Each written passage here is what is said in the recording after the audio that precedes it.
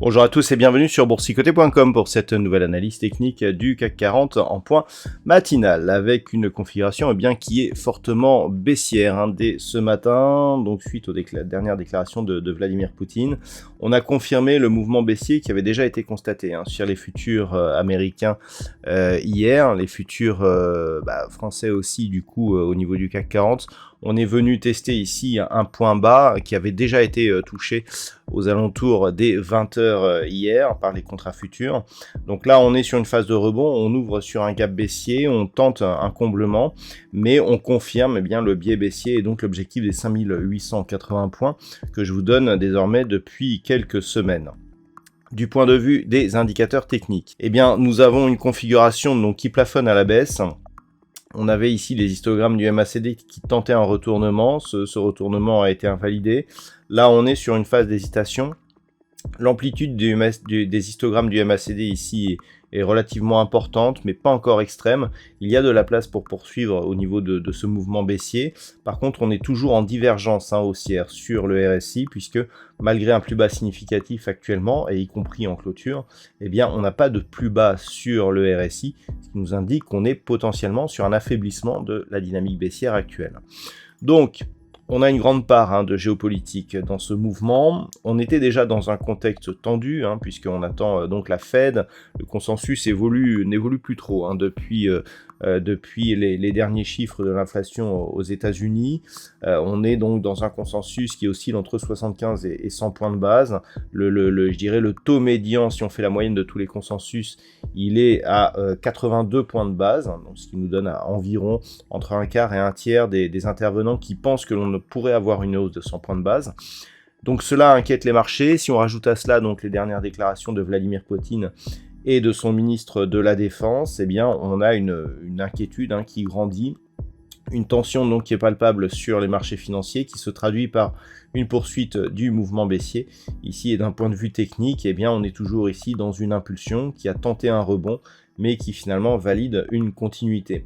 Donc l'objectif, c'est toujours le même que depuis que l'on a cassé ici cette zone des 6137 points, la zone des 5880 points qui représente un retracement total ici de la précédente dynamique, et ce donc depuis que l'on a cassé le retracement des 61,8% de Fibonacci, qui se situe à un niveau proche de cette zone des 6137 points, 6155 de mémoire.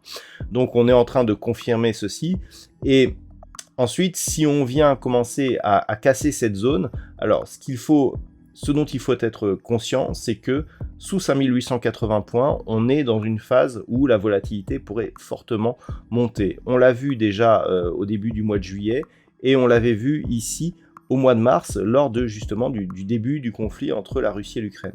Donc vraiment, cette zone des 5880 points, il va falloir la surveiller si on se rapproche de ce niveau. Pour l'instant, on est sur un rebond technique, et on peut s'attendre à une hausse de la volatilité, donc si ce niveau était travaillé, voire cassé. Le niveau d'invalidation de cette anticipation plutôt baissière, c'est tout simplement un rebond technique qui viendrait repasser ici au-delà des 6137 points. Donc on en est relativement loin actuellement. Au niveau des valeurs, on sent une forte inquiétude. Alors on a Thales qui surperforme avec plus de 5% en gain ce matin. On a quelques valeurs qui parviennent à subsister dans le vert.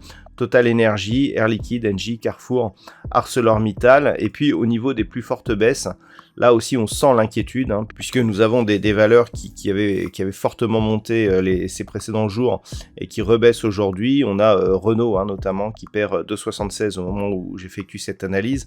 Société Générale, Publicis Group, BNP Paribas, Alstom.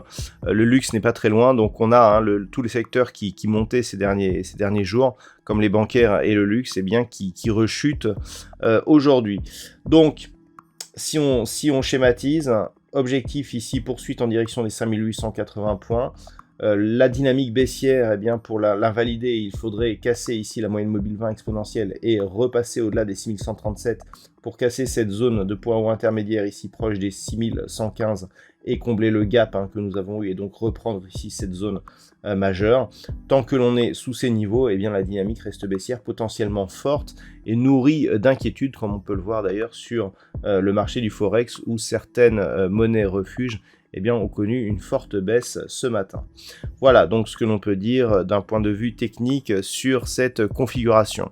D'un point de vue macroéconomique, la journée sera relativement chargée. Alors on a eu donc une intervention ce matin. On n'aura pas de chiffres majeurs ce matin en Europe. Du côté des États-Unis, donc on commencera à 16h avec les chiffres de vente de logements existants. Et puis à 16h30, nous aurons les stocks de pétrole brut. Mais l'information que tout le monde attend, c'est l'évolution des taux de la Fed. Cette décision sera annoncée à 20h. Il y aura un communiqué du FOMC, une conférence de presse. Donc c'est à ce moment-là que l'on saura, eh bien, effectivement, si de 75 ou de 100 points de base, eh bien, la hausse des taux se confirme. Voilà ce que l'on peut dire pour aujourd'hui. Je vous souhaite tout de même une bonne séance. On se retrouve dès ce soir pour toutes les autres analyses techniques du site boursicoté.com.